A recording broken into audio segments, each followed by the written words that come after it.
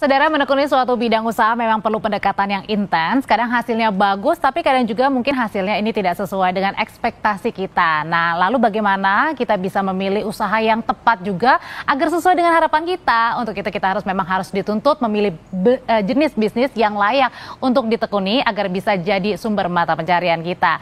Dan untuk membahasnya lebih lengkap pada pagi hari ini mengenai permasalahan tersebut, sudah bergabung di studio dengan pelatih kesuksesan nomor 1 versi majalah Marketing, Tung Desem Waringin. Selamat pagi, Pak Tung. Pagi yang dahsyat. Pagi yang dahsyat. Pak Tung, ya. Gimana sih resepnya kita bisa tahu usaha yang baik buat kita biar kita punya penghasilan yang banyak dan usaha yang tidak baik? Jadi baik tidak baik adalah relatif. Tujuannya pertama bagaimana kita melakukan bisnis ini. Apakah tujuannya seperti Steve Jobs, bagaimana dia bisa meninggalkan suatu hal yang betul-betul bermanfaat untuk di dunia, atau Anda sekedar hanya hidup? Nah, kalau Anda sekedar hanya hidup kan Anda jual beli hal-hal yang kecil juga tetap hidup. Tapi kalau enggak, saya mau mempengaruhi hidup orang banyak, tentu saja pilih yang memang betul-betul mempunyai visi yang lebih besar. Tapi dalam hal ini, gini loh, rata-rata orang menekunin bisnis itu apa sih yang ditekunin? Adalah bisnis yang pertama kali menghasilkan dia income. Boleh nggak? Boleh, tapi belajar cara bisnisnya gitu ya. Nah, itu gimana tuh Pak? Contohnya begini, ada orang pertama kali lulus, pada waktu belum lulus, masih kuliah, motretin temannya wisuda. Dikasih uang saku, dapat uang pertama nikmat toh. Kemudian berikutnya dia mulai dipanggil oleh temannya untuk memotret temannya yang menikah. Dapat duit, enak toh. Terus besok sampai tua dia jadi fotografer. Boleh nggak? Boleh. Tapi sekali lagi, Anda memilih bidang apapun, belajarlah cara bisnisnya. Tapi kemudian memilih yang mana itu tentu saja butuh satu filosofi ataupun prinsip. Memilih yang mana itu haruskah kita sudah bisa yang tadi kan karena kita senang foto akhirnya kita bisa jadi fotografer, atau harus kita ya tidak sesuai dengan mungkin yang kita gimana tuh Pak? Anda motret boleh, Anda belajar motret lebih bagus, yes, tetapi alangkah baiknya Anda belajar bisnis motret lebih bagus, beda nggak? Oke, bagusan mana itu? Belajar motret dulu atau bisnisnya dulu, Pak? Kalau dari saya pribadi, ya memang kalau Anda memilih bisnis bukan passionnya dulu. Banyak orang, kamu pilih passionnya, terus kemudian tekunin di sana, akan ada gini. Kalau saya pribadi, enggak gitu ya. Nomor satu, menghasilkan yang Anda inginkan dulu. Oh, oke. Anda motret ini bisa menghasilkan yang Anda inginkan. Oh bisa Pak, kayak yang merek-merek tertentu yang sampai ke luar negeri, keren banget buat aplikasi, enggak perlu tukang fotonya, enggak perlu dia sendiri. Nah, jadi dalam memilih bisnis itu nomor satu, Anda pilih, Anda mau pengen menghasilkan apa dulu? Menghasilkan uang lebih banyak, oke. Menghasilkan manfaat kepada orang lain lebih banyak, boleh. Menghasilkan istilahnya impact kepada sosial lebih banyak, silakan. Apa yang Anda... Tergantung ya tujuannya. Nomor satu dulu. Nah, Pak, sosial boleh sih Pak, kalau enggak ada duitnya sama sekali, terus saya makannya gimana? Ya, boleh. Berarti Anda pengen yang tetap menghasilkan, nomor satunya. Kalau menghasilkan, cari yang menghasilkan. Tidak semua bisnis sama-sama menghasilkan. Mohon maaf gini, jadi ketika... hati-hati lagi terhadap income Anda yang pertama, bisa jadi income Anda seumur hidup loh. Contohnya teman saya pada waktu zaman sekolah dulu, bahasa Inggrisnya bagus, terus jadi guru les bahasa Inggris, sampai reuni 20 sekian tahun kemudian tetap jadi guru bahasa Inggris. Boleh nggak? Boleh, tapi kalau Anda memang itu yang Anda mau, silakan. Tetapi ternyata nggak juga, kesulitan secara keuangan, kesulitan secara begini. Nah, kalau mau ya belajar bisnisnya, cara bisnisnya. Apapun pilihan Anda, belajar cara bisnisnya gitu ya. Belajar cara bisnisnya. Nah, terus kan ada yang bingung juga ya Pak. Mungkin pemirsa di rumah bingung, ini gimana sih caranya kita tahu, oke ini bisnis bagus buat kita, layak ditekuni atau tidak, kalau misalnya bisa balik modal selama 1 tahun. Atau itu ada ininya nggak sih Pak? Ada aturannya ada time frame-nya atau enggak? Ya, misalnya harus 1 tahun, oh berarti berhasil karena balik modal. Sebetulnya kalau yang tadi sebelum di acara ditanya Mbak Audrey gitu ya, bisnis itu relatif kembali modalnya berapa lama sih gitu ya, lama atau enggak. Tapi banyak orang kan gini, kerja sampai 40 tahun, terus kemudian ya gaji segitu-gitu aja, terus kemudian pensiun bangkrut atau broke atau tidak punya uang banyak, merasa tidak cukup, merasa biasa-biasa.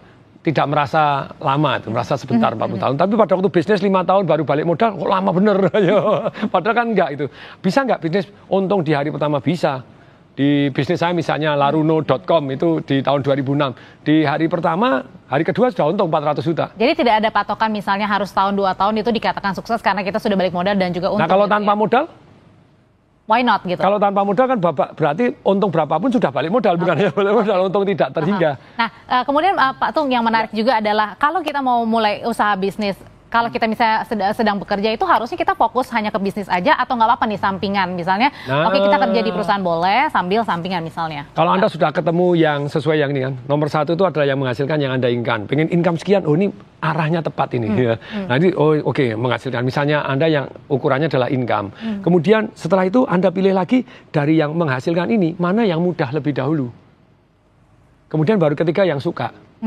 Problemnya orang melakukan sesuatu yang dia tidak suka, susah setengah mati, terus kemudian tidak menghasilkan, itu neraka di dunia gitu. Jadi cari yang menghasilkan, yang mudah, kemudian baru yang Anda suka. Kalau tidak suka juga repot. Boleh nggak suka? Boleh, tapi secepat mungkin didelegasikan. Saya buka laundry, misalnya dalam 1 tahun 5 bulan ini, TDWL saya, The Daily Wash Laundromat, itu sudah 51. 1 tahun 5 bulan 51 biji. Pertanyaannya, apakah saya senang cuci-cuci? Enggak juga. Apakah saya jagoan tentang mesin cuci? Enggak juga. Artinya Bapak punya yang lain juga, tapi bisnis Bapak ini memenuhi saya.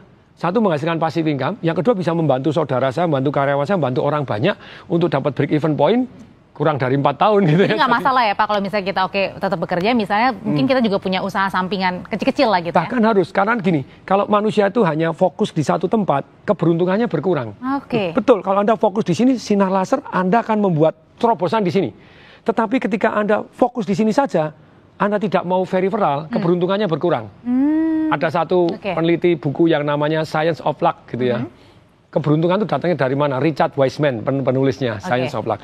Dia mengatakan bahwa manusia ketika disuruh baca koran gitu ya, coba dihitung gambarnya ada berapa. Wah, tebel korannya. Begitu dihitung, apalagi dikasih insentif. Kalau kamu paling cepat kamu dapat duit, misalnya $50. 216 gambar, ada lain-lain. Ternyata oke lah ngomong betul 216.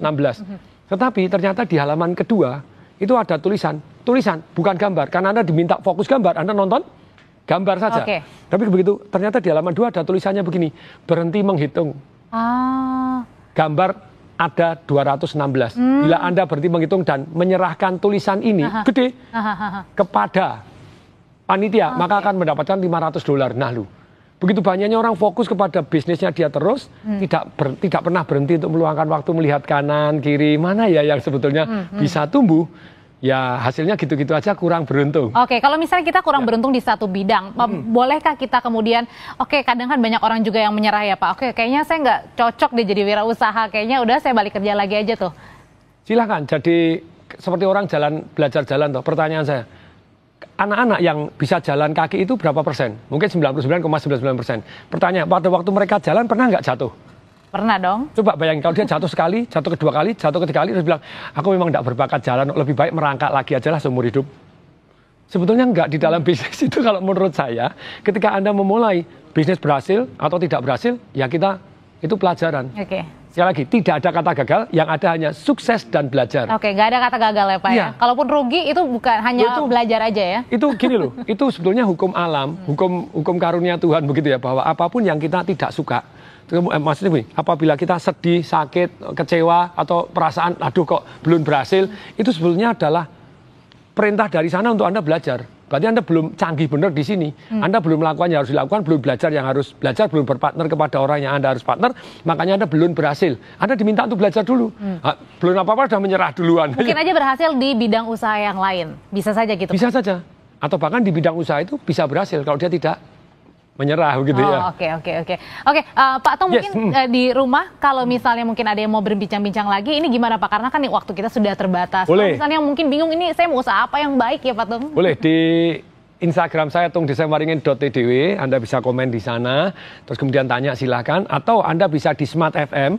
Smart FM itu satu radio yang ke seluruh Indonesia juga, setiap hari Selasa jam 7 sampai jam 8. Kali ini berarti besok topiknya adalah begitu ya Pak ya, sama ya, bagaimana memilih jenis bisnis sedemikian sehingga layak untuk ditekunin gitu ya. Bisa layak untuk ditekuni, yang penting tadi kata kuncinya adalah kalau gagal, ya itu bukan gagal, tapi kemudian belajar. Sudah sukses pun harus belajar. Sudah sukses harus belajar ya, harus rendah hati juga. Terus iya, kalau nggak rendah hati kan nggak mau belajar. Terima kasih Pak Tung Desem sudah berbagi bersama kami. Nanti